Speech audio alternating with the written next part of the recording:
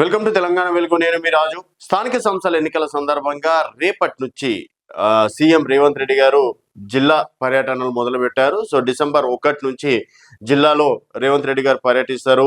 So ఈ స్థానిక సంస్థల ఎన్నికలను బేస్ చేసుకొని అక్కడ పర్యటించే అవకాశం ఉన్నట్లు కూడా తెలుస్తుంది.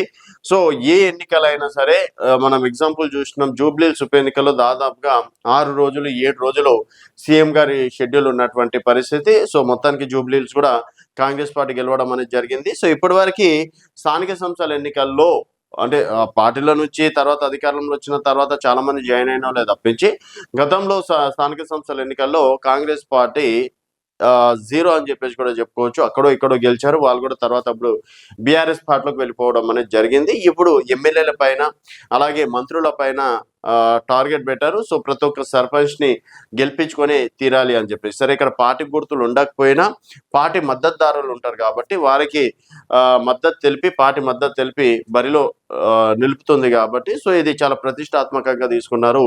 సో ఇక్కడ బీఆర్ఎస్ కూడా భారీ స్థాయిలో బీఆర్ఎస్ పార్టీ కార్యకర్తలను గెలిపించుకోవాలని చెప్పేసి బీఆర్ఎస్ పార్టీ, అలాగే కాంగ్రెస్ పార్టీ అధికారంలో ఉన్నాం కాబట్టి ఎక్కడ కూడా బీఆర్ఎస్ కి బీజేపీకి అవకాశం ఇవ్వకూడదని చెప్పేసి కాంగ్రెస్ పార్టీ, ఇంకా భారతీయ జనతా పార్టీ సరే జూబ్లీహిల్స్ లో ఓడిపోయినా గ్రామాలలో అయినా సరే స్ట్రాంగ్ కావాలని చెప్పేసి భారతీయ జనతా పార్టీ కూడా విశ్వ ప్రయత్నాలు చేస్తుంది.